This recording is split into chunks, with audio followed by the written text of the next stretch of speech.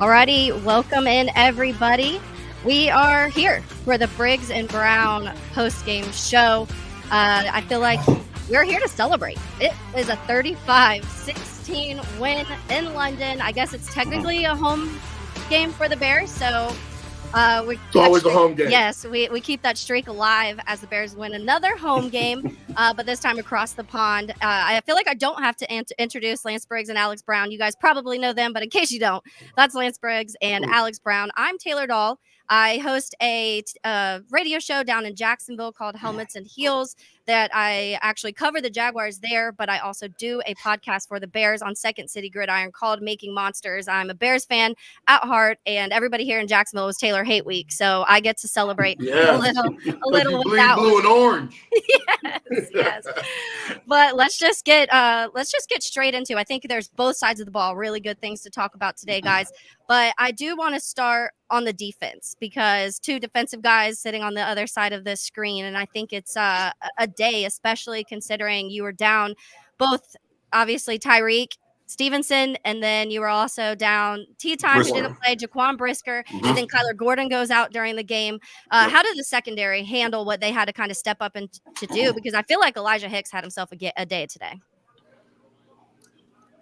Absolutely. When I look at what the defense did today, I think a heavy load goes to Tremaine Edmonds. He was all over the place. He was ripping and rolling, flying around.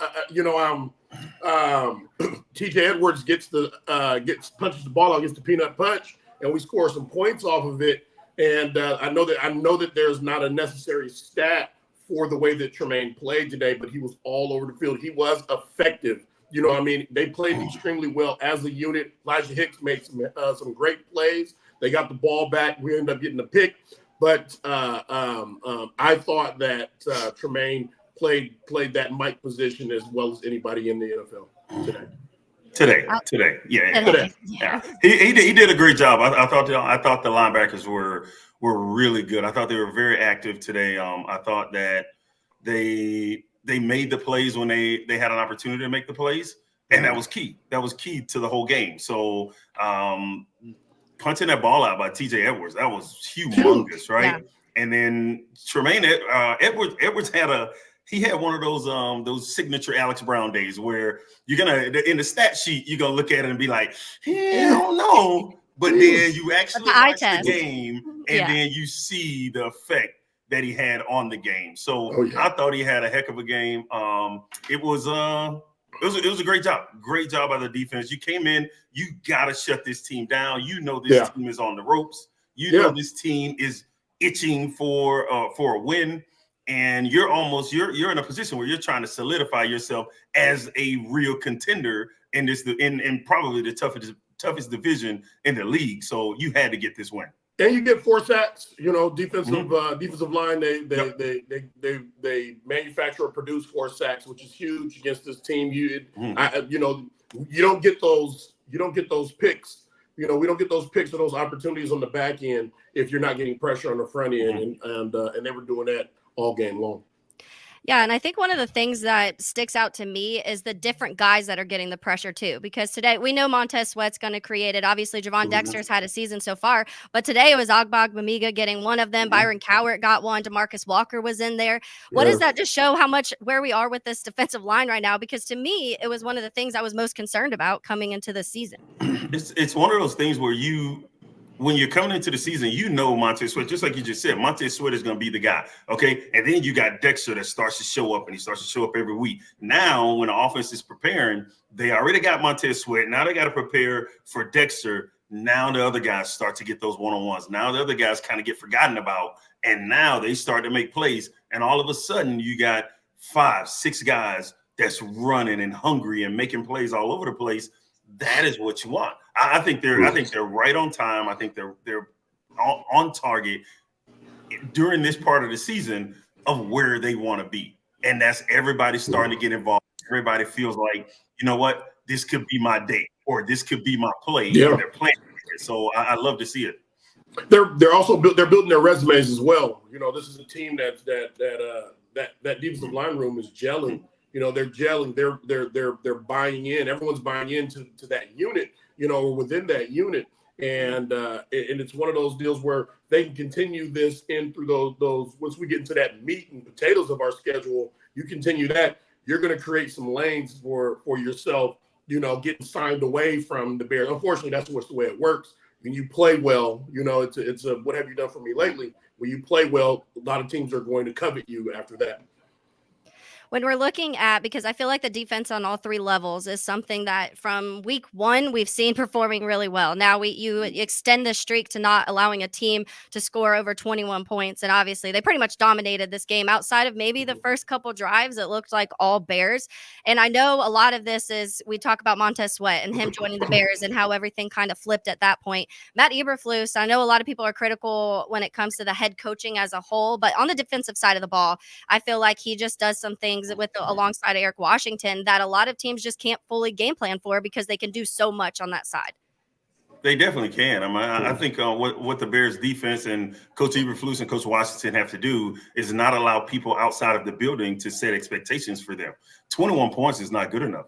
Not giving up 21 points. Oh, and you've done this. You have the longest streak in the NFL. Who cares? Because that should be down. That should be at 16 points. That should be 17 points. That should be down in that area because you want to be elite. You don't want to just be good.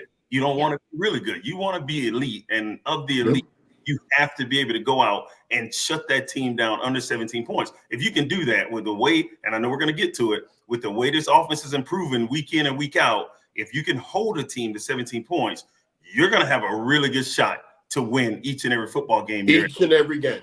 Yeah.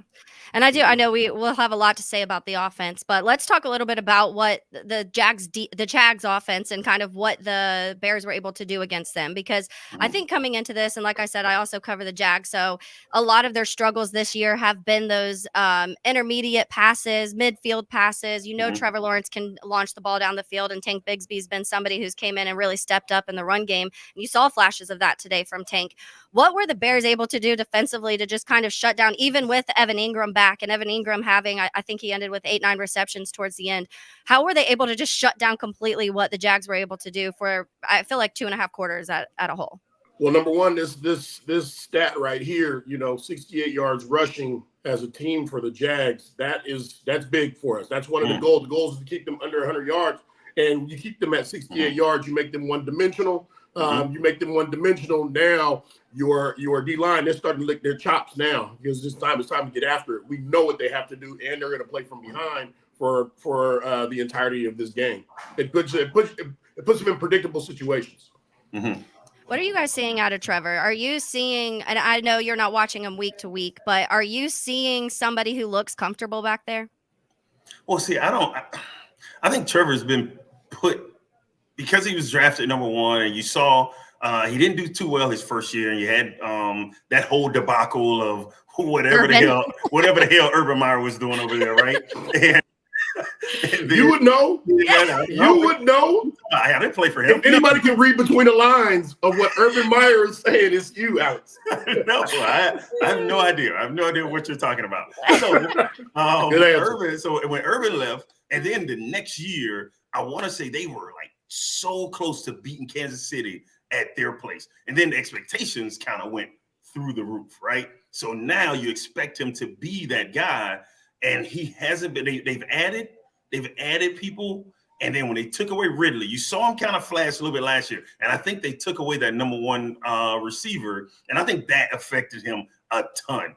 ETN is in and out. He's been hurt, so they don't have that run game. So I mean, I don't know if he is the guy, honestly. I really don't. He was the number one pick, and Briggs likes to say, oh, you're the number one pick. You got to be this. You got to be. Well, okay, he was just the top guy drafted in that draft. I'm not so sure that he's going to be that guy. We're years in now. We're not 5, 6 games in. Correct. He just got paid. Correct. Briggs, I see you shaking your head, Briggs. Well, let's argue. Because this is year four, and if you watch this game, he was inaccurate at times. That's my problem. My problem isn't that if he looked comfortable or this or that. If you're not getting protection, listen, the Bears sacked him 4 times today. So there were going to be situations where he's going to be uncomfortable. He's been that way. It's been that way all year. Now, when you do have the opportunity to throw it, and there's not a lot of rookie quarterbacks that are drafted as tall as he is, and so when you get in those situations to throw it, you have open guys. You should not be overthrowing. You should give your receivers an opportunity to make a play on the ball.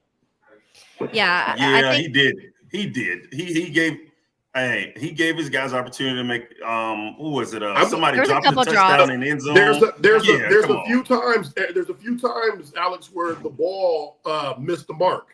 And in year 4, as the number 1 pick, your standard is high.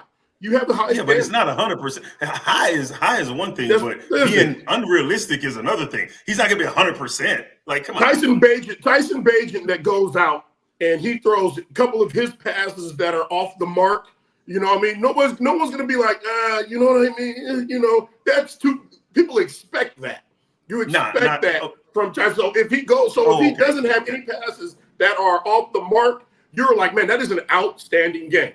But when you're looking for a kink in the chain, when you buy the top model, you're trying to find a blemish, okay? Because you're not supposed to see them. So when these guys throw errant passes or they're off the mark, especially in year 4, then you take notice. This is perfection. Year 4 now. Perfection. That's the problem. That is the problem right there. Because I think when people draft quarterbacks at the top, they want them to be perfect. Well, they're not going to be. They're not going to be perfect. What a coach's job is to find what they do well and then put him in those situations. Stop putting him in situations that he's not going to succeed, that he doesn't succeed as much. So throwing the ball. Put him in good. Throwing the ball. Well, sorry, put you in a bad situation. It's only your job. Right. That's true.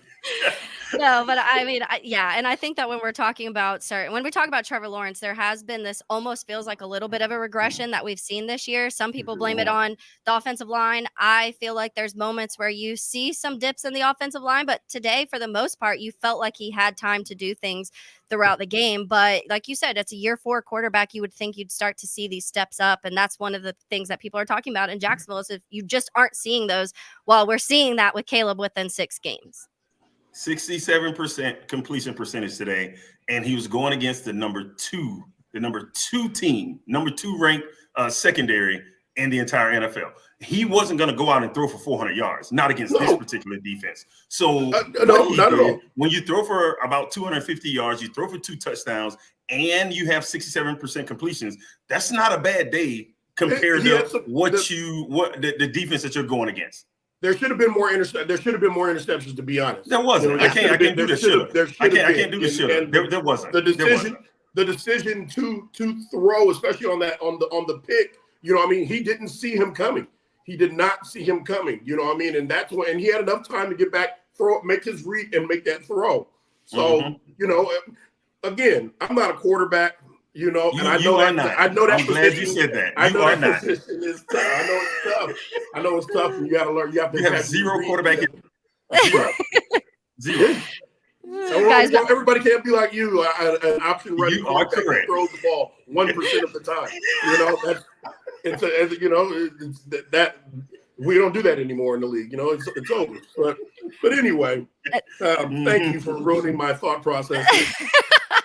Anytime. That's what I'm here. Let's get it back on track. I want to give a little love to Coors Light before we continue, though, guys. So Coors Light, between work, social media, and the choices life throws our way, it's no wonder we're more worked up. Coors Light celebrates rising above and choosing a chill mindset. Why not turn a rained-out barbecue into a karaoke house party? That sounds fun to me. Or after a tough loss, settle scores with an ice-cold peace offering. Make the choice to choose chill, then reach for a Coors Light. It's mountain cold refreshment. When the mountains turn blue, it's a cold as the Rockies. Coors Light is cold lagered, cold filtered, and cold packaged for a smoother finish. When you embrace a chill mindset, it's a good time to choose chill and crack open a Coors Light. Coors Light is mountain cold refreshment, crisp and refreshing as the Colorado Rockies. Make the most of the times you choose to chill. Choose Coors Light. Celebrate responsibly. Coors Brewing Company, Golden, Colorado. I would like to celebrate after we get off of this podcast. I'll probably have a couple of drinks myself, but let's talk a little bit. We're talking about the defense and coulda, woulda, shouldas. Was the one fumble that was taken back that ended up not being a Jags fumble. Looked like it was. It looked like 2 steps. Am I wrong? Was it a fumble? Was it not a fumble? No, it was. You're right. It was 2 steps, but that's not the definition of a completion in the field. So in the field, you have to make that next move. It has to be that third move, that football move, if you will. And then I think a lot of it comes down to if they think that was a football move or if they think that was a third move. And I thought it was a fumble. In our day, hey, it's time to scoop and score. Let's go. Well, so, they didn't have 4K and they didn't have like all the it wasn't as you don't need 4K to see that was a fumble. It was a little fuzzy back in our day, all right? It wasn't black and white, so it wasn't black and white. It was close. It was close, but I actually agreed with the call, when it comes down to coming from New York. I did think it was really, really close. And it could have, and I'm glad the referees officiated the way that they did and allowed it to play and then be reviewed and overturned. Let's switch over to the offense a little bit. I know we'll probably have more to say about the defense as we get going and kind of things register back to certain moments that happened.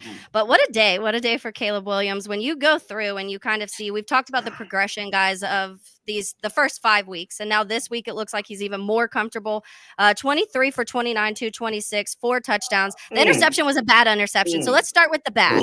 Just so we get all to all the good. Because the interception was probably the one play that we were like, oof, Caleb, what are you doing? The rest of the game felt like everything's going good. You don't think so? No, there were definitely more plays where I said, Caleb, you're holding the ball too long. Caleb, you're holding the ball too long. You're holding the ball too long. Let me take a look. Let me take a That's different a Caleb view. thing, though. That's Caleb. He did it at USC. He's going to do it. Right. There you go. I'm glad you said that. I'm glad you said that, Taylor. Now I said, listen, let me get a different view. Maybe I'll see the guys were covered, okay? But I got an end zone view, crazy in the review that I got on the replay. I got an end zone view, and I was like, well, somebody was open right there. Well, if he could have threw it right now and just led his receiver, So, and I thought, even though they gave up 3 sacks, I thought our offensive line did a pretty doggone good job. Yeah. And though when I said that whenever I've said that Caleb, hey, why are you holding the ball so long? That means that you're getting blocking. That means you're getting blocking. You have time. If we're going to do this, then fine, let's do this. Because I cannot believe you two. I cannot believe you two are really going to talk about Caleb when this is the most productive day that he has had. He's on my fantasy team. Did you guys draft him? No. You did not. I did draft him. He also threw the ball at one of the offensive linemen's head too. He was trying to get rid of the ball. And it hit the guy in the head. He has 4 touchdowns. He had 6 incompletions. 6. He threw the ball almost 30 times. We said we're going to start with the negative. I said the one bad. We're going to start with the criticism, and then we're going to go on to this the guy. other stuff. I told Briggs at the beginning of the season, give him 5-6 games. Yeah. In the 5th game, or the 6th, this is 6th game? This is 6. 6th game. What does he do? Yeah. Oh my gosh. He comes out and he just, after the first 2 drives, you think about this Jaguar team, you're like, they're not good at all against the pass. So we should come out and have a day. And you go 3 and out, and then you go out again. It's like, whoa, all right, okay, let's get it together. And then he just takes off. Just takes off, and he's in his 6th game. Like, come on. No, he's in his 6th game. Like, this kid is going to be so good. Like, and we know it. Come on. This kid's going to be unreal. I honestly, in that moment, was more so like, why is Shane having him throw all the way, like that deep pass when we're on it? We need 1 yard for a first down. Yeah. Agreed. That's where my mind went first. As a rookie, I mean, everybody wants him to just take over. But I mean, at some point, that's why the coach is there. You got to run the stuff he calls sometimes. And I mean, he ran the play. So and you try to do your best with the play. But they're getting better. They're getting better. Waldron is getting better. The offensive line, I think they still got so much room to improve. I think we need a left tackle still. I won't get off of that boat. We need a left tackle. That's what we need. And once we get that, I've said it before, I think a real left tackle will have the same effect on this offense like Sweat had on the defense last year. When Sweat came to the team last year, put everybody to doing what they're good at doing. You get a guy that really can be that guy as a left tackle, and now you put everybody in in a position where they can be successwifties. So Hey, I'm hoping that's what we're looking for. AB, I can tell you one thing. I'm pretty sure that behind closed doors that Swifties had a conversation with the coaches, because when they got near that goal line, he got that first shot at it too, didn't he? He got a first shot and he got a second shot. Hey, you know what? I ain't worried about that. That's fine. Yeah, you paid him. You paid the guy. He's gonna get. And then I didn't see 195 pounds of him. But it's a different. This is a different opponent, so you got to change how you're attacking them. We're talking about 32nd in the league, 31st or 32nd in the league in stopping the pass. So you have to build a game plan around passing the football. Roshan is not a part of that. So I wasn't surprised. He was a little bit of a part of the pass today. Hey, right. He definitely was a little bit of it. Come on. But Swifties had 93 yards on 17 rushes. Swifties had 93 yards on 17 rushes. All right, it looked good. Caleb had about 40-some yards. And he was talking about me so bad. Look at it. We didn't hear you. No, your internet acted up. So go ahead. Did you really? You didn't hear me? You guys didn't hear me now? We can hear you. Yes. Okay. I said Swifties had 93 yards rushing on 17 carries. Okay, which is great. He also had 28 yards, so he had over 100 yards of total offense off of the screen passes that he had. Which is awesome. Listen, a couple weeks ago, everybody wanted. We were wondering why we paid him $8.1 million. Yeah. Okay, give him an opportunity, a real opportunity, and even with him coming downhill and running in between the tackles, he looked good today. Don't say give him a real opportunity. They were giving him every opportunity in the book. Them first couple games, it was just he couldn't get it going. Now he has. You're loving him now, aren't you? You're loving him now, aren't you? Yes, absolutely. I might even start saying Swifties. I guess you will. Two tubs from your boy Kmet. I know. Yes. Yeah, let's talk about Cole. Two touchdowns in this game. You see him helping in the block. He's snapping today because we lose the long snapper. Cole Kmet, I feel like you could argue like the player of the game if you wanted to, outside of Caleb. 100%. Yeah. I think he was. I think Caleb on the first touchdown, that was like he was a magician. Like the defense had they didn't have any idea where the football was. All the fakes and stuff, and he just carried it out great. Oh my gosh, it's unbelievable. And then he was wide open, and then Cole still had to make a guy miss or run over a guy at the goal line. So it was great. And stepping in and long snapping. Like if you're at home and you're watching this, try the long snap. Just try it. Just try it. Like it is not an easy thing to do. And then you're not going to have guys in front of you bearing down 300 pounds, bearing down on you after you snap it. Because you can't get hit after you snap it. You can't get hit while you're snapping it, but you can't get hit afterwards. So I thought it was a hell of a job by Cole stepping in as a long snapper, and the 2 touchdowns to kind of get us going there and get that offense rolling. So great job. I think he is the player of the game for me. Okay. Lance, who's your player of the game? He's saying his. Yeah, I mean, listen, it could be. Listen, I like Keenan Allen. Allen. Like when he got his first touchdown as a Bear, got his first and second touchdown as a Bear.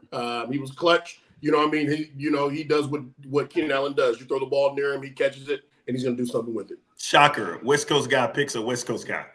Yeah, I'm shocked. It was nice though.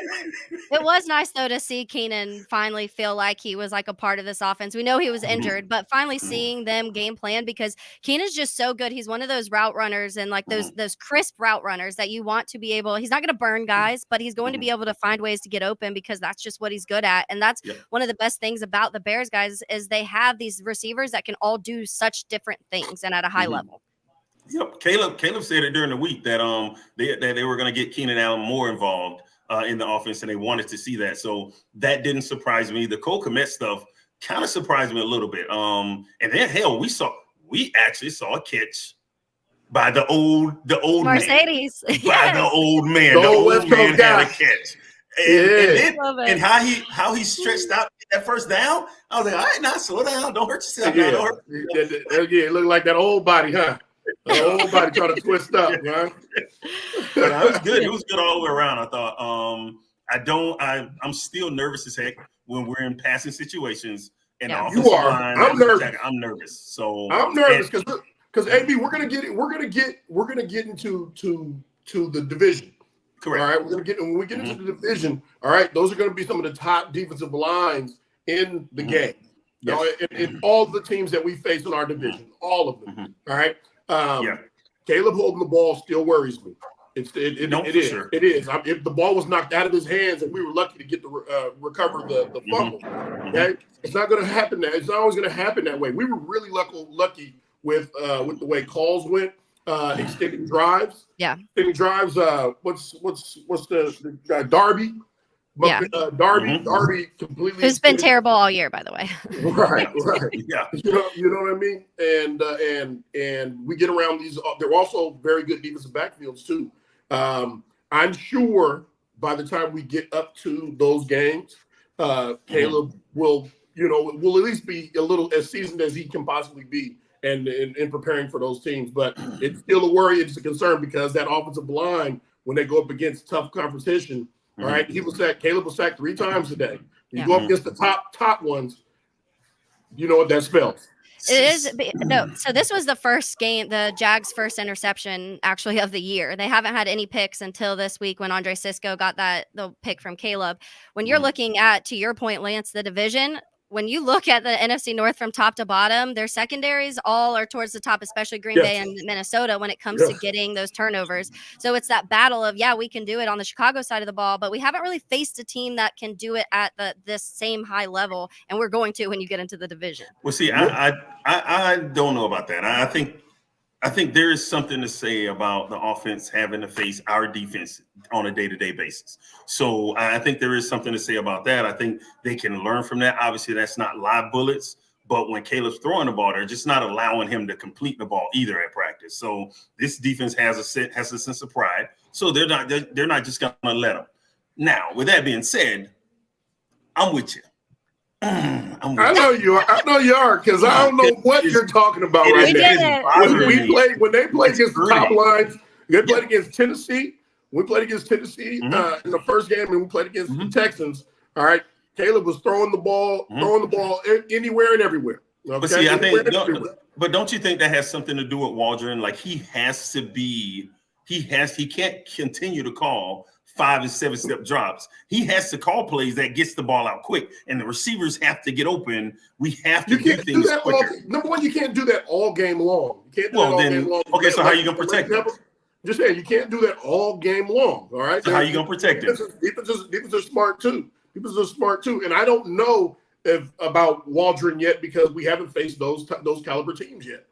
All right. He hasn't. He's only made that adjustment in this stretch, and it really bothers me to say this stretch of beatable teams that we're playing. So I just don't want anybody to be like, everybody's beatable. Everybody's beatable. Stop it. Everybody's beatable.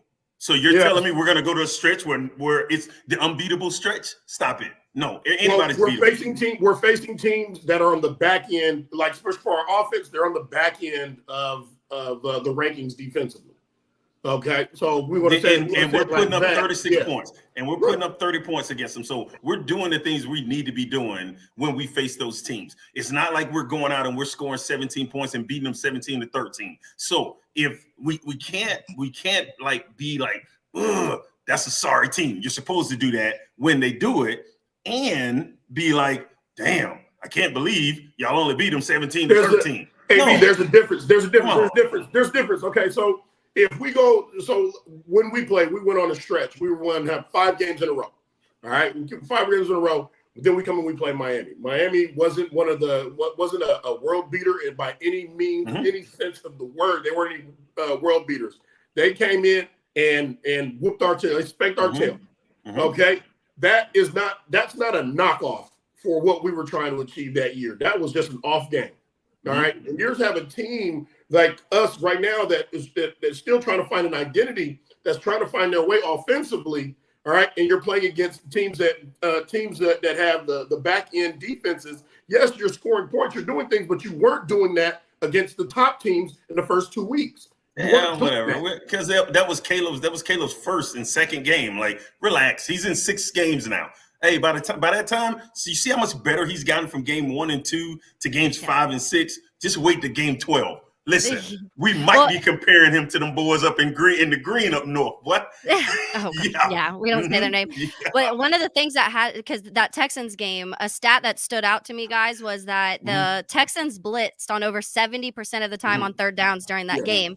Yep. Caleb's figured out kind of at least what we've seen since he's been blitzed so far, how to handle that. And I think that's one of the positive things that, yes, we talk about his progressions and his awareness and all of that stuff, but even game by game, like he'll make a mistake one game, the next game it seems like he's cleaned it up. And to me, that just shows the smart quarterback in him. And the growth. Yes. And he continues to grow every week.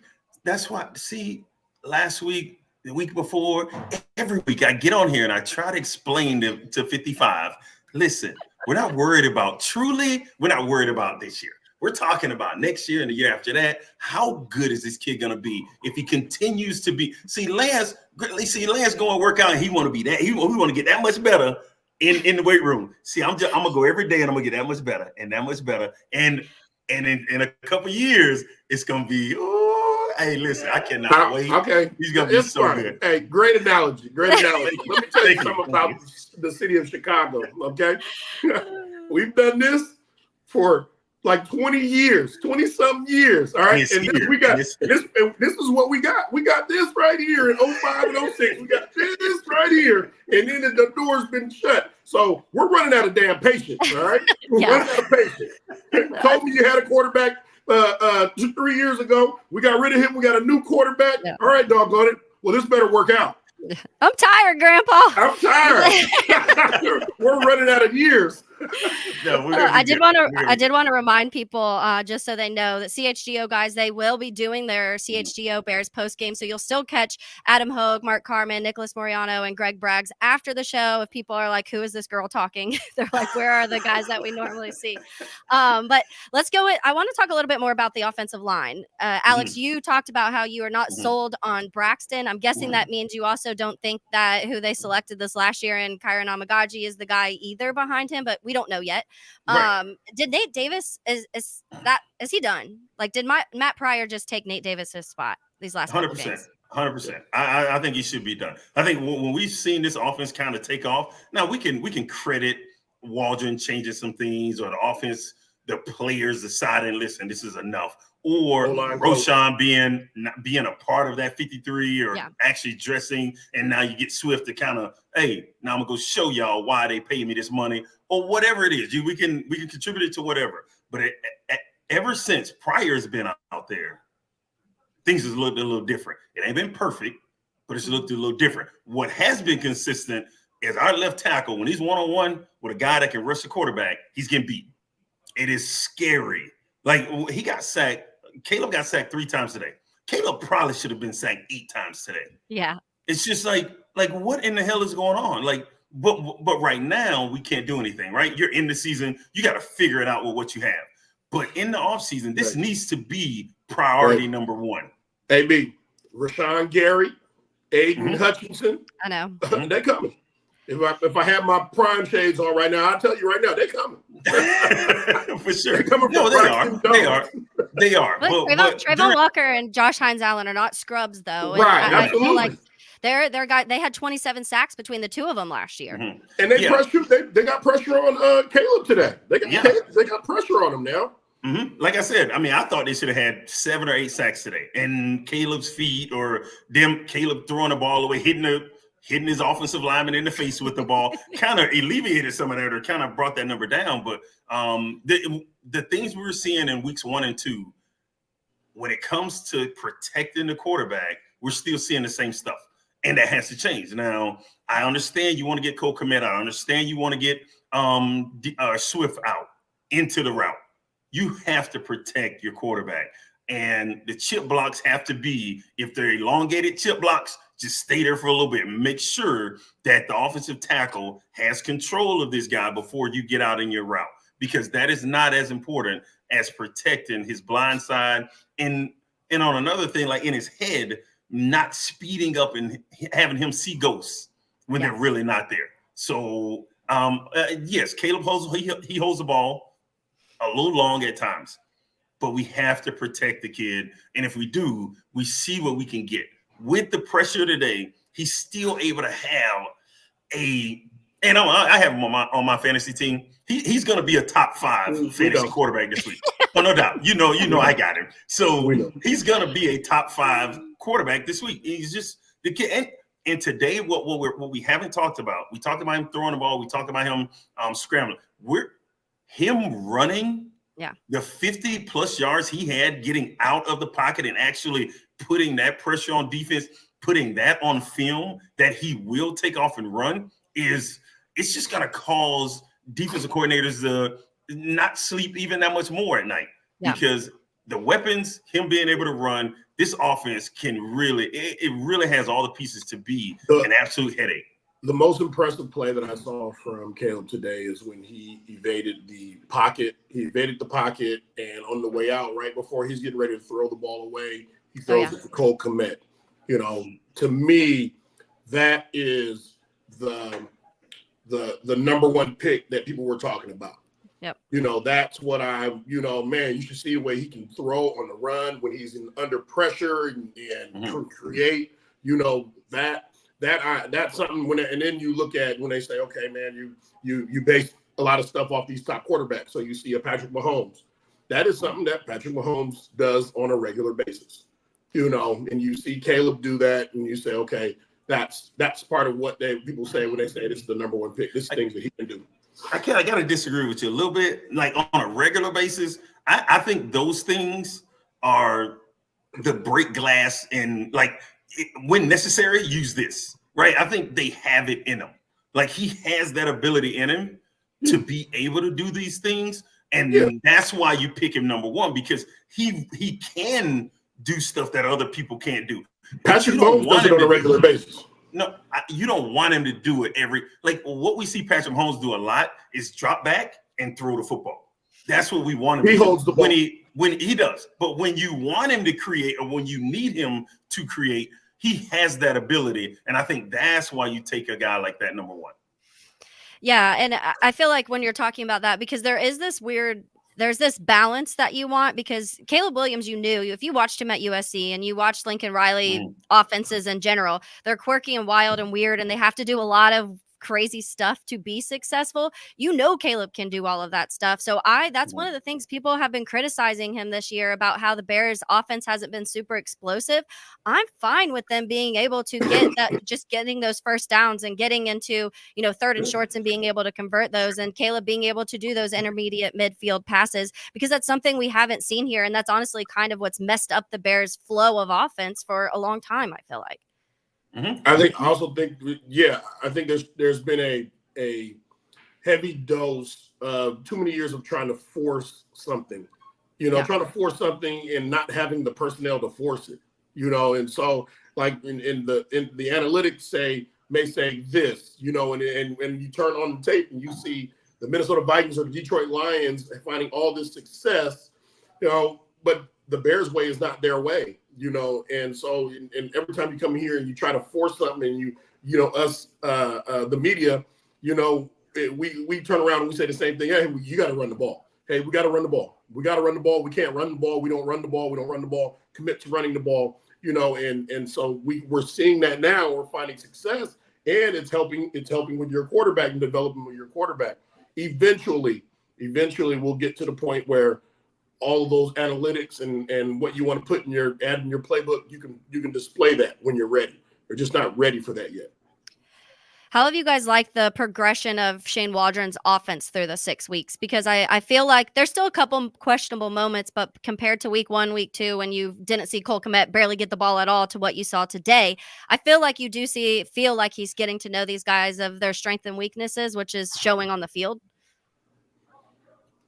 I agree. I like it. I like what I'm seeing right now. It's going to get interesting when you get to a point where you have to make some adjustments, when, these teams that are coming, that they're going to play, now they have all this on tape. So if you have all this stuff on tape, you know what to prepare for. There are tendencies that the Bears are going to have. If me and Alex were to break the tape down on the Bears offense's tendencies, they're going to come out and they're going to align in specific formations, and we're going to call out what they're going to do. All right. Now, when we start calling out what they're going to do, when we start shutting stuff down, how do we adjust now? That's what's going to be the most interesting part, especially when we get to league play. That's always the key. The first adjustment is big because you show that you can, and then the second one happens. It has to happen like within the first quarter, or within the second quarter. You can't just wait to halftime to make adjustments. So, and those as the teams get better, most of the time, the defensive coordinators are better, the offensive coordinators are better. So you have to adjust during that time, or you'll be 14, 17 points down if you're trying to wait to halftime, and then it's too late. But what I see from Waldron, I think we should. I think he deserves some flowers for what he's doing and how he's been able to adjust. But you still haven't figured out a way to run your offense without putting Caleb in position to get smoked, because your left tackle, you have to give him help. You should be able to give him help all the time. Give him flowers already? Waldron? You ready to give him flowers? Did you see how he played? Did you see how he played in that first quarter? Maybe a pat on the back, maybe a golf clap. Maybe a little golf clap. Hey, good job, good job. You're doing your job. Good job for doing your job. No, that's what I mean. What are you talking about? Like, I'm not crowning him. Jeez, I'm not crowning him. That's what flowers means, buddy. That's what. Oh, is it? Okay. Yes, I messed it up. My bad. Okay. Yeah. I ain't crowning him. I just want to give him his just due. Like, because he has improved. He has shown the ability to you know what? I'm going to swallow a little pride here, and I'm going to do it this way. And you see Roshan come in, and you say, okay, you know what? All right, I got to do this. I know this doesn't make me look like a great OC, but it's going to get the job done. So now you got to find a way. Now you got to find a way to protect your quarterback, because, like we mentioned before, it should have been 8 sacks today. Like, yeah, it was 3, but if you watch the game, you see it should have been 8. So he's still getting pressure constantly, but he's figuring out how to be successful, even though he's getting pressure. You don't want that pressure on him. You want to actually find a way to protect this kid. Well, and Alex, I think that's kind of the conversation that you were saying earlier, though. There's not really a solution for that right now. No. So what Caleb, if you can turn those, what should be 8 into 3, because Caleb can use his legs and because you can add a chip blocker in there when you need to. I did see a couple plays where obviously Cole Kmet's out there blocking and you see Swift out there blocking at times. I did see even at the goal line, Amagaji was out there at one point. So those are things like, do what you can to protect this guy until you can throw the ball a little earlier too. Yeah. We got to add that one. And they did say it was fast. I want to say it was like 2.36 seconds today, which is a lot quicker than what we're used to seeing. I mean, that's what he averaged. Is that what he averaged? I saw at one point. This was maybe through like 2.5 quarters. They said that. Briggs wants him to throw it quicker. They're gonna in those deep routed drops. Yes, if you're in a 5-step where he's dropping back, I do want him to throw the ball a little bit earlier. I do. If it's a quick step, if it's a 3-step drop, if it's a quick route, the ball's going to come out. It's going to come out quick because it's supposed to come out quick. Yeah. If you're watching, you watch that game. What's that? You watched that game like I watched that game, and there was one time he got sacked, and Keenan Allen, the second he got hit, Keenan Allen is coming open across the middle, and he needs that extra. No. He was already coming across the middle. He was already open. I say he was coming open. He was coming across the middle. He was already open. You could have threw that ball up. You were watching the one he got sacked on. Yeah. Well, there was one where he could have thrown the ball up. It was there. All right. Even the announcers just saw that one. There was another one where I don't know if it was. I'm not sure what receiver it was, but he was just to the right, and he had created some space, and he was holding the ball. Okay. It's just one of the things that he does need to improve on. Once again, you didn't play quarterback, so you didn't play quarterback. So this is the perfect time to bring up this comment. Chubbs82 says, "Briggs, the hating is getting ridiculous." So we're keeping it real, Chubbs. Thank you. Just keeping it real, Chubbs. I ain't no keeping it real. I'm coming on what I see. We like for you to do that, because I mean, you're a Hall of Fame. You're going to be a Hall of Famer. We love to hear your take, and we appreciate your take. But as far as the quarterback, are you in Chubbs? Are you in Chubbs again now? What is that? This is how we feel. Hey, okay. Hey, this is we all on board with Caleb here, man. You need to get on board. I'm on board with Caleb. Okay, all right. That's all I wanted to hear. But I'm not going to hold back my criticism. Can you say it? But can you say it without an attitude? Can you say it without like when you're happy? Can you actually say it while like you're happy? I love it when Caleb does well. What? See what I'm talking about? See, he can't even do that. Let's. One of the guys we did not talk about offensively so far is Odunze. Not this massive game. I honestly thought I'd see a little bit more. The Jags play a lot of up until this game. I haven't gone back and obviously rewatched the film yet, but they play a lot of man and on defense, and because of that, Rome, I felt like would go off because he has one of the highest separation rates against man, but you still see flashes of Rome. Like, I just want Caleb to find Rome more. I know that connection's growing, but what you do see out of him, you feel like you have this wide receiver of the future. At least I feel like that. Mm-hmm. Yeah. When you're go ahead, Briggs. No. AB, go ahead. So when you're finding when you got Cole Kmet with 5 receptions, you got Keenan Allen with 5, you have DeAndre Swift with 4, Rome gets 2. Okay, you got DJ Moore with 4. Like, unless you have Caleb throwing the ball 40 times, then you're not really going to get everybody to go off in the same game on the same day. So sometimes somebody isn't going to go off. I mean, we're talking about a lot of mouths to feed here, and Caleb still threw the ball almost 30 times. So we don't really want Caleb throwing the ball 40 times. I thought the balance today was good. They were able to be very efficient. So, but I do understand what you're saying, but those games will come. Yeah. Odunze will have his days, and it won't be Keenan Allen with 2 touchdowns. It'll be, we didn't hear much out of DJ Moore either. So you got Cole Kmet and Keenan Allen, but there was an opportunity. Deep ball. There was a deep ball. True. But you're fortunate to be in that position where when you go into a game, you say, well, DJ Moore didn't score, Odunze didn't score. Say, whoa, okay, so who scored? So we did it. And you got other guys that scored. You have guys. There's a lot of guys. Correct. Yeah, that's something I kind of talked about this week in Jacksonville a lot because everyone kept asking me what to expect from the Bears offense, and I was like, they have so many mouths to feed, it's hard to tell. Like, one game, Rome will have 100 yards one day, DJ will. One day it's going to be DeAndre Swift and some other guys. Keenan's going to get in there at some point. So to your point, there is a lot, but that's what, Alex, when you were talking about we're building this team for the future, they have Rome Odunze, DJ Moore, Cole Kmet, and Caleb Williams for at least the next 4 years under contract. And that is what you have to look at.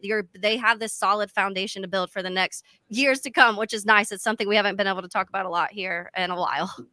No, 100%, and you still have your draft picks. You still have Carolina's 2nd round pick next year. So like this right here, this is something that you want to keep building. And now you have to identify what's going to help this football team moving forward. And if you keep 18 upright, I think we're all learning that if you keep him upright, he can go win a football game. He can go win a football game. He can really make the guys stand out. And help guys be better than what they really are, right? So I think Caleb is. I think he'll continue to get better. The offensive line, if we improve there, if we improve on the run game, and we're able to really find out what we're good at, like, can we go in and we can win a game running the football? We can win a game if we get in a shootout. Very similar to the teams we're going to play in our division, right? So you look at Detroit. Detroit is one of the most complete football teams out there. I don't care what game script you have, they can do it. If you want, and they got a quarterback that can be super efficient like he was last week, where he had damn near, if not the perfect game. He didn't throw an incomplete pass. He was great. So one of the things I do notice from our offense when we run the ball, to me, we look more comfortable running the ball. It looks like that the O lineman, the flow looks good. So when DeAndre gets the ball, you're looking at, boom, okay, we're going to get some sort of positive yards out of this. If I'm running behind Pryor, who is 6'7", 330, and I'm running behind the top 10 right tackle, then we're supposed to get some yards. We should have movement over there, right? And as you add that talent on that offensive line, the expectations are just going to keep going up. And if you're able to run the ball, it makes it so much easier for the quarterback, no matter who it is, even Patrick Mahomes. When they're able to run the ball, they're a lot better. And you have to have what you call what your bread and butter plays are. Your bread and butter plays are that's 100%. What defenses are going to prepare for the most. And you're going to run your bread and butter plays regardless. You know what I mean? Because that's fundamentally who you are. So if you can run your fundamental plays against the Packers, the Vikings, and the Lions, whomever you play, and still be effective, now you have created an identity for yourself. One of the things they talked about in the broadcast was how when they were doing the no-huddle, how Caleb felt like it was his offense very quickly, and he felt more comfortable in the no-huddle. Is that something that you guys noticed too when they kind of do when they speed things up a little bit? Caleb seems like he's just ready to go quicker. I think he's learning it. He's understanding it more and more, and the more he understands, the more Waldron can kind of let go the leash a little bit more, right? Let go the leash a little bit more. And at some point, he's just gonna let him go. He's gonna let him go, just let him do his thing. There were a couple of checks that he had during the game where he checked to a run and we hit on it. You know, we got positive yards. You know, Swift had 10 yards, at least 10 yards, 6 yards, 7 yards, whatever it was. You know, so he saw something. There were other times where he checked to the run and we didn't get as many yards. You know, but he saw the right.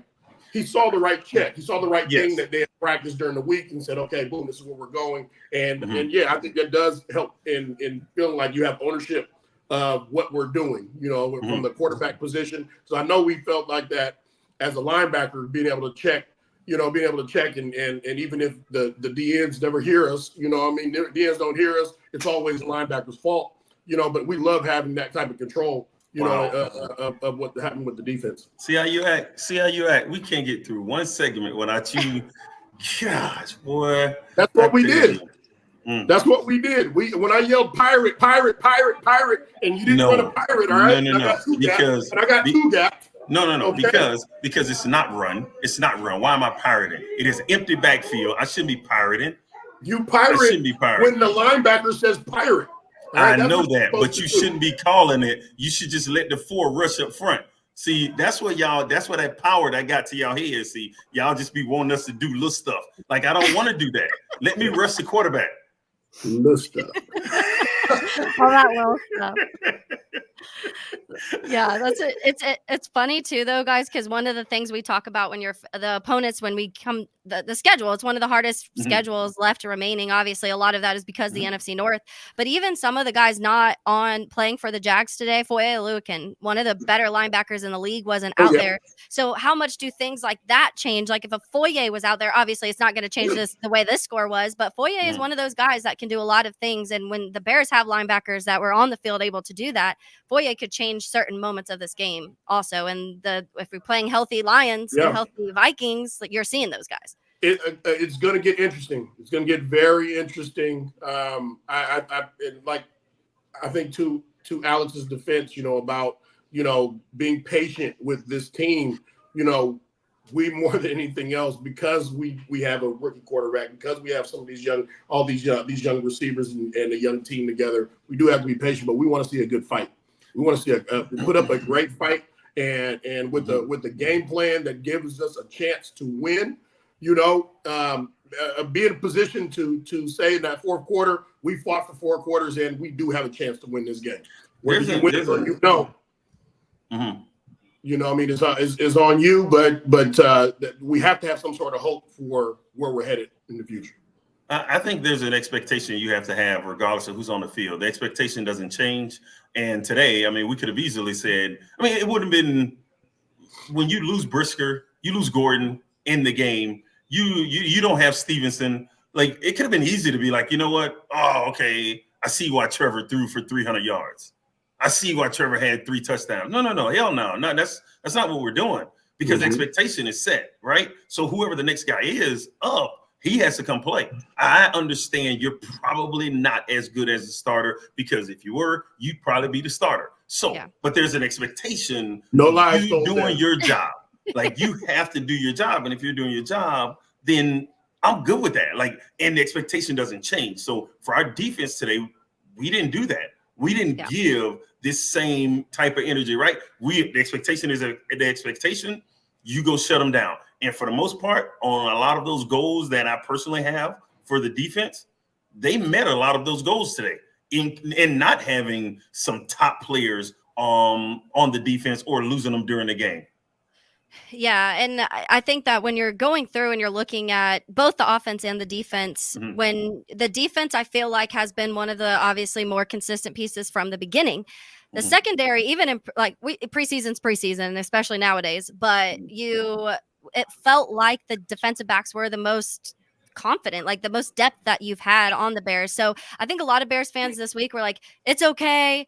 Our depth's good. And I'm like, yeah, but I mean, it's Tyreek and like this, what he's been able to do. But they showed it today that I feel like a casual fan watching it would have had no idea we were missing two of our main missing guys. You're absolutely right. You're absolutely right. And that builds a lot of confidence, in me as the fan. I'm sure it does in that coaching in that building with the coaches and everything. But that we have real depth here. Yeah. We have depth that if something happens, we can move guys around. We can move guys in or plug them in without having to say, okay, you move here, you move here, you move here because of this. We can plug guys in and we can keep guys that are already there that originally play those positions where they're at, and we'll be good. Yeah. Those confidence. And I believe that has a lot to do with Eberflus and as far as defensively, Eberflus and having those guys that are versatile, like being able to do so much. You look at Brisker, you look at Gordon. Gordon is getting pressure on the quarterback. He's getting tackles in the backfield. Yes. So you have these guys that are so versatile. He can make plays all over the place. You can interchange them, intertwine them, put them wherever you want. When it's time to rush the quarterback, you got 6, 7 guys that they can throw out there. Let's forget about outside of Sweat, and now Dexter's starting to move himself into that. Take the name off the back of the jersey. It doesn't matter. We got guys that can go in and do a job, right? And that's what we want right now. You got your stars, if you will, with Sweat, and I think Dexter is starting to put himself in that conversation as being one of the stars on the defensive line. But then you have your guys that, and those linebackers, they showed up today. Those linebackers showed up, and Taylor, let me tell you. I'm not going to give them flowers. I'm going to just give them. You can't take the name tags off those linebackers. Okay, it's Edwards, it's Edmonds, and it's Sanborn, and that doesn't change. Yeah, you can change those other guys, but you can't change the linebackers. They're here to stay. Wow. I love all 3 linebackers, and one an undrafted guy, which is so crazy that they were able to nail on that. Yeah, I mean, I wanted to remind people too, because we'll be winding down here shortly. So just a reminder that the CHGO, they are en route to the hotel, so they will be coming on shortly. You'll still get the normal post game from them. So just make sure that you subscribe, and you'll be able to get those notifications for when they are coming on. But I just think that when you're looking at when we talked about those defense and the levels of the defense, we just talked about the secondary and how good they've been. And when guys had to come in and make plays, they were able to make plays. The linebackers are the linebackers. And I think like it's been fun to kind of watch Tremaine become this guy who early last year, there was a lot of criticisms of, was it worth it? It seems like we're starting to see what the Tremaine that was in Buffalo. And then now you look at this defensive line, and Javon Dexter's getting better every single game. Andrew Billings, I think, is just one of the most underrated defensive tackles in the league, because every single game, even when you're not constantly saying his name, Andrew Billings is in the mix some way, somehow, in every single play. Yep. Reminds me of me. Yep. Yeah. But that Florida Gator you was talking about, Dexter, I think we can expect that. I think we can expect him to continue to get better and better. And that just helps. That helps take the pressure off of Swift. That helps other guys start to get those one-on-ones. And then that's the easiest job you're gonna have right there. That's the easiest your job is gonna get, is to be one-on-one. And then you got to play fast and make plays. So I love what they're doing. Can we sit up here and critique a little bit? Sure. We can be nitpicky about stuff, but overall, how they're playing winning football.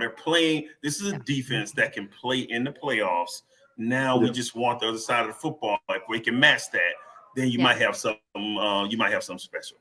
Yeah, the Bears are 4-2, guys. I mean, it's been since 2020 since they've had a start like this, and it's just and I know there's, like we said, the coulda, shoulda, wouldas, but honestly, you're 3-4 plays away from probably another win, maybe 2 plays away from another win.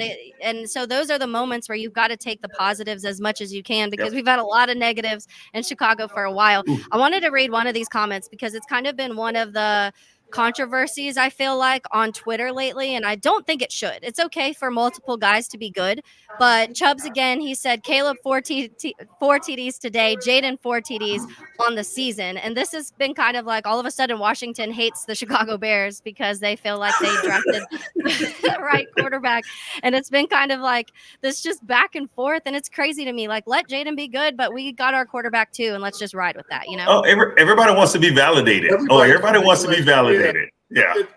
It's a different situation. It's a different situation. They're playing different teams. You know what I mean? We don't play the same team down the same week. Yeah. You know, it's a different situation with a different setup and a different group of guys that they're surrounded by with different offensive coordinators that are calling it. Mm-hmm. You know, and they're going to develop at their own speed and at their own pace, at their own team's pace. I don't see that, you know, I don't see that what's happening with Jayden over there is a problem. I think he's in a good system that fits him, you know, and I think Caleb is in a good system that fits him. So, you know, and any smart coach that drafts a quarterback that high wants to make sure that the system fits the guy that they bring in to have the most, to give yourself the most opportunity to have success.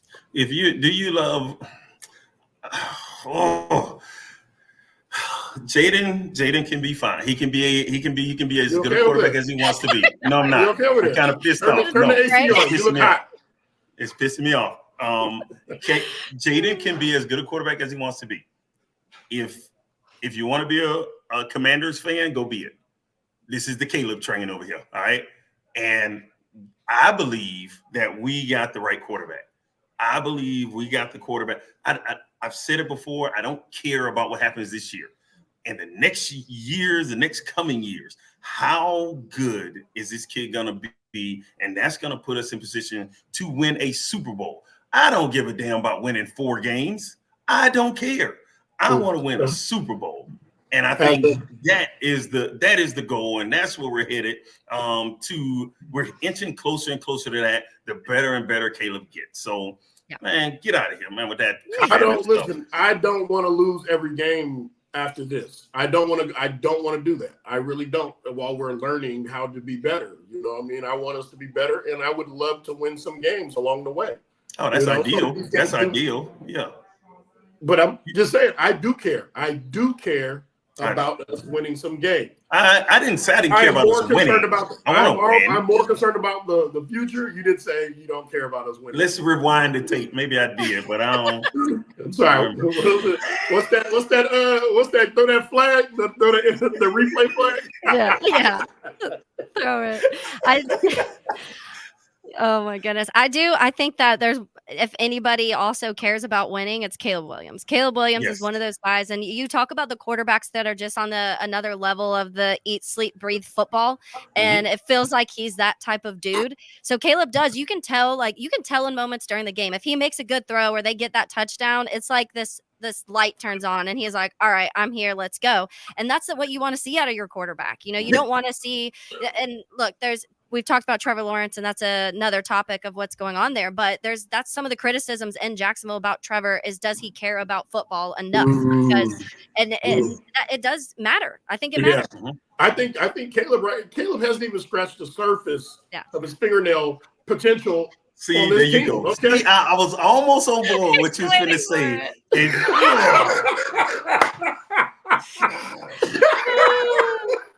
Hey, we get to this. Great. We're gonna get to NFC Championship. Are we not going to see Lance nails painted? We will. And when Caleb leaves, we gotta open this season 4-0, buddy. We gotta open this season. Oh, that's it. Just 4-0. We just need to go 4-0 on the season. We had to go 4-0. What about a playoff win? What about a playoff win? Can we see it? Let's cross that bridge. No. Can we get the commitment from you? Can we get that? Let's cross that bridge. If we win a playoff game. Listen, first we got to care about the wins, okay? First, we got to care about the wins. Don't deflect. Get ourselves to a position where we might be able to get to the playoffs, and then we'll talk about these here nails. Okay? Don't deflect right now. If we win a playoff game, will you paint your nails? If we win a playoff game. Ain't no we'll see. You want to wait till we win a playoff game? If we get to the playoffs, it works. We can even talk about that if we get to the playoffs. Somebody paint these nails. Okay, All right. we'll have that conversation. I'm like screenshot this moment. Thank you. Yes. There you go. He's trying to set me up. No, I love it. So again, I wanted to remind some people we're going to start giving our final thoughts of this game before the CHGO post game comes on. We still will. Adam Ho is going to be on there. Mark Karma is going to be on there. Nicholas Moriano, Greg Braggs. They're all going to be on the CHGO post game. They all got to enjoy the game for the first time for most of them in a while, actually, as a fan, because when you're covering the team, obviously you're watching it a little bit different. So it'll be fun to see the level that they're at when they start this post game. So just a reminder, subscribe to the YouTube page, the CHGO Bears YouTube page. That way you guys can get some notifications when they do finally get to the hotel and get everything going. But final thoughts, guys, let's talk about, because I feel we said our player of the game, which in the beginning we felt like Cole Kmet. We could say Cole Kmet just because of everything he was able to do on the football field today. But we were talking a little bit about Kyler Gordon. And Alex, you mentioned all of the places you saw Kyler Gordon blitz today. You saw Kyler Gordon making open field tackles. You saw Kyler Gordon making the plays on the balls. Is he one of the more impressive young guys that you've seen in a while when it comes to everything that he can do on the defensive side of the ball? Yeah, I mean, I think he and Brisker, since they came into the league, since Poles had very little in that draft to actually get players, and we didn't know if he could actually get some players out of that draft that was going to be here when this team was actually good, and he was able to do that with those two guys. Brisker, obviously, we want him to be healthy, and when he's healthy, I think he's one of the best safeties in the league, strong safeties. But Gordon, the versatility of both Brisker and Gordon, but Gordon is so athletic. He's so versatile. He can rush. He can cover. Like the kid is, I think he's turning into one of the top nickelback type players in the league. And it's just every day. And I might have to go and get me a Spider-Man shirt here soon. I know, I love it. Yeah, I know he's something else, man. He's something else. I think he's a West Coast guy, ain't he? He Washington. He go to Washington. He's definitely a West Coast guy. Yeah, we bring that to our attention. Yeah, no problem. Most guys. And it's a West Coast offense we're running too. Most young corners, when they draft them, they typically start as nickelbacks first, and then they transition over because they have the older guys that are already playing corner. We drafted a nickel, that is a top nickel. He can play some of the other positions, but he excels at playing nickel, and we have corners. We have corners on the outside. It just makes for a much stronger defensive backfield. You know what? You okay, only the West Coast guys those are the guys that have to be a nickel first. See, when you get them Florida boys like Stevenson, they just come in and they just corner. You know what I mean? Y'all do the nickel transition. Yeah, hey man, boys don't do that. You got to get it however you can live it. However you live it, you got to get it there. Well, we know how the West Coast live it. We know how y'all doing. Right. A lot of respect out there right now. Right, number one, number two in the country right now, high school football. All right. Hey, Florida has in the last 10 years the most high school players drafted into the NFL. So Florida. Yeah. Thank you. Because they've been past. They're just not going to. They're just not Florida They've had Gators to take the least amount of tests. They're just not Florida Gators at the moment. They're going to Miami and going to. They ain't going to Miami. They're not. Why you got to say Miami first? You could have said Alabama, Georgia. They're going to Georgia. They're going to Georgia. Florida State. You had to say Miami. Miami. They're getting the guys. When you look, they're winning. Yeah. They're winning. They're the one big school in Florida that's really winning right now. Yeah, because they cheating, and I don't know. They shouldn't have won two of them games that they won. How you come back on Cal 35 points down? What kind of shit? What is this? That was rough. And that was California. You guys have a California well, not you guys. That's Miami. It's true. They got a California quarterback. All right, guys. Let's start to wrap it up. Thoughts? Obviously, Bears heading into a bye week now. Yep. Probably it's good timing. Now that we're seeing Kyler Gordon a little bit banged up, some of that secondary, get them healthy, and then get back out here on a really hard stretch of football coming up after the bye. But what do you think going into this bye? The main things that we need to focus on. That this bye week, what are the main things? What's happening? We good out there? There is a lot of commotion. Yeah, we got some. Listen, I can tell you this. Taylor, I got control of my household. All right, I got control of my household. All right. Hey, my household out of control right there. Right? This is not my house. First of all, and there's some people here that are they're a little bit out of control right now. So, but what you're saying, go ahead and answer the question. What's our main focus is going into bye, heading out of bye. I feel like just keep doing what you're doing, but like certain things you got to work on. I'm sure. For me, I think it's get healthy. I think we got to get healthy. Yes. Yeah. Because when we do get to that stretch, where there's some really good football teams. We need all of our bullets in our chamber. We need all of them because it's going to be really tough to beat some of these teams without your big guns, without Brisker, without Gordon, without you're going to need your big dog. So get healthy, keep fine tuning and finding on offensive side, finding how to protect and finding what Caleb does well. And I think you just keep moving along. And in saying that, like the health down the stretch, we need to be as healthy as we possibly can be, and allow a healthy line, allow a healthy offensive line to gel, as we do along the way. And to me, everybody's dealing with injuries and being hurt. I just hope that we're dealing with something minor that doesn't set a player back for the rest of the season. We'll have to go on IR here and IR there. I think health is going to be the key for us to at least have a chance, to have in some of these games down the road. Yeah, because when you look at the schedule coming up, obviously it's Washington. That one will be a storyline people will be talking about because it will be Jayden versus Caleb, obviously. And then after that, you get the Cardinals. You have the Patriots, Packers, Vikings, Lions, Niners, Vikings, Lions, Seahawks, Packers. So that is that's a stretch, guys. But look, I mean, I think the best thing, that's what the important part about winning the easy ones, the ones you should win, is now you're 4-2 and you're not behind the 8 ball already trying to get into some of these more difficult games on the other side. We're not the same Bears of the past that have been struggling trying to win. I think we have the talent to beat any one of those teams that you name. It's just a matter of us going out and playing good football and executing. But we have the talent.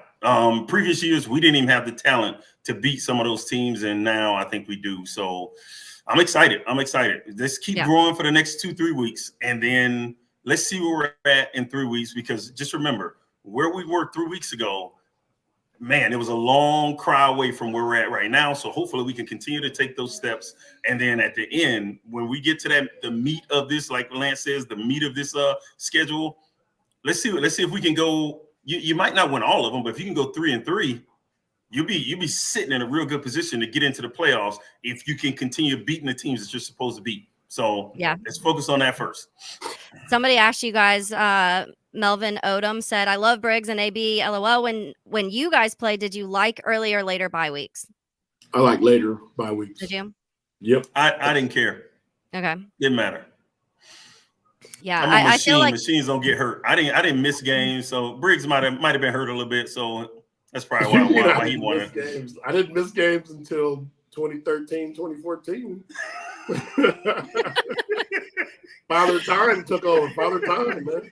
I do feel like on the fan side, the late ones kind of suck. Like the last couple years when it's been weeks 12, 13, it just feels like, number one, so long until you get to like breathe and not stress watching the game. Yeah. But again, different football team this year. This is the first time probably in a few years where I haven't been like waiting for the bye week. Like, oh my gosh, I just want one weekend where I'm not stressed about watching this football game. I mean, if ideally what you want to have it week 6, 7, 8, somewhere around in there. So you get a little break and then you can kind of end the stretch. But when you have it week 12, well, that sucks because now you got 12 straight weeks of just playing. So you want to have it somewhere and to cut it off to break it up. Here's the other thing, Taylor. If you're dealing with an injury, the bye week doesn't matter for you. You don't get to go anywhere. No, you don't. I remember the last game of the year. We're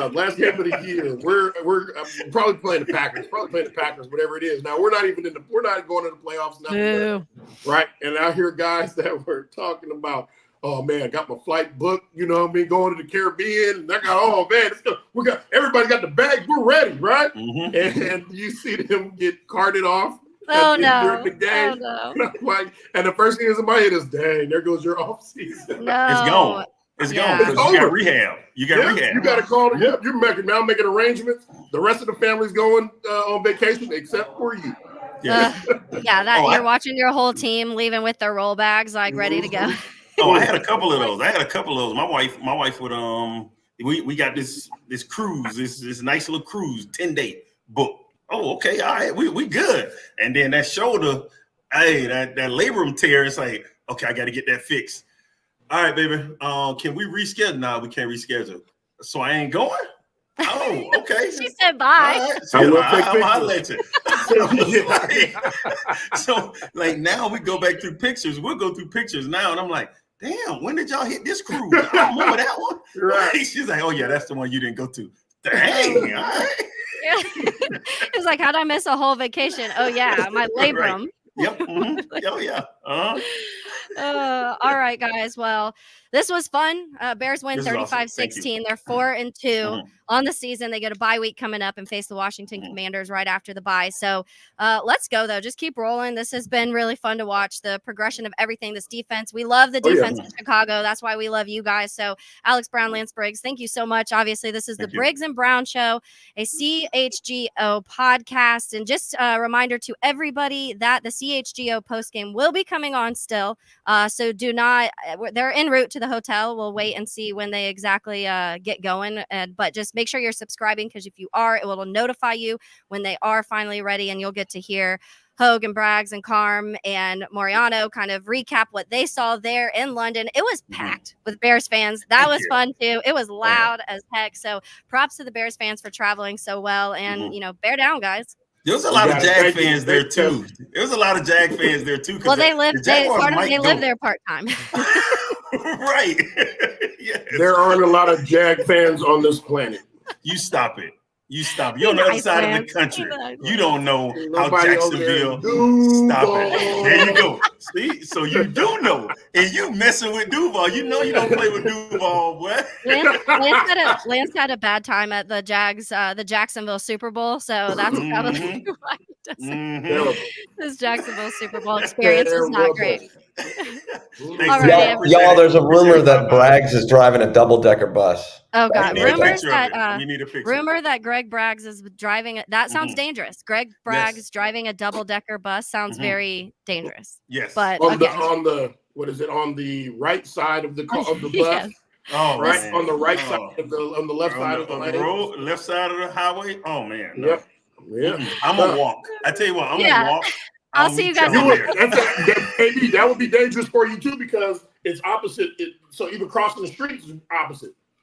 What do you mean? So what I'm saying is, like, if you're on the right side of the road, you're not looking left, you're looking right. Like the cars are on the opposite side. Like it's in some of those winding roads where it's intersection. I wait for the people that, like, some of the folks that normally walk there that know what they're doing. If they start moving, I'll say, okay, I'm gonna go. All right, because I'll start moving. I'm like, I don't care. Drew. I don't care which way the car coming. I don't care which way the car going. I'm gonna wait till no cars are coming. So then I'm going. It don't matter which way they're going. But right. But if you don't know, like, if it's okay, let's say there's no cars coming, right? Mm-hmm. There's people to your right and to your left. There's no cars coming. You start walking, then the car comes right around. Like, they hum around those corners. I'm saying, like, it's dangerous. I'm in a different country. I know my nature. I know my nature is to be a leader, but in a different country, I'm gonna follow. I ain't going out there first now. I'm gonna wait. Right. There you go. He's like finding a local. He's like, you from here? All right, I'm gonna just follow you. Right. Oh yeah. Exactly. Yeah. All right, everybody. Thank you so much. Thank you. Briggs and Brown again. I'm Taylor Dahl. So I appreciate you guys, and bear down. We'll catch you later. Bear down. We all silly like the mayor.